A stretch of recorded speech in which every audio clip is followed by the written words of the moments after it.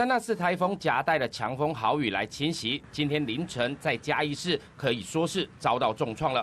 透过画面可以看到，在世贤路跟新民路口，路树是整个遭到连根拔起，倒在大马路上。更夸张的是，一旁建筑工地的鹰架整个倒了下来，影响了道路还有附近周遭的居民。尽管是没有造成人员伤亡，不过也让附近的这个民众说，以前从来没有遇过这么恐怖的状况。来听他们的访问。伫内底听到嘣一下，要安怎飞咱嘛无看。哦。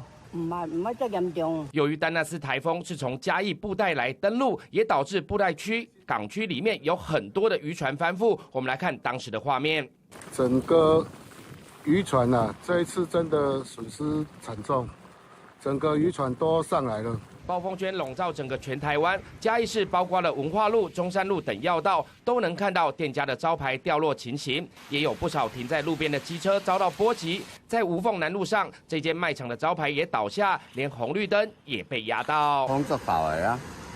咱伫遮過剛有拄到這種風颱。至於在嘉義高工的圍牆也有大部分倒塌，還有汽車被倒下的大樹所困。所幸目前都沒有人員傷亡的情形傳出。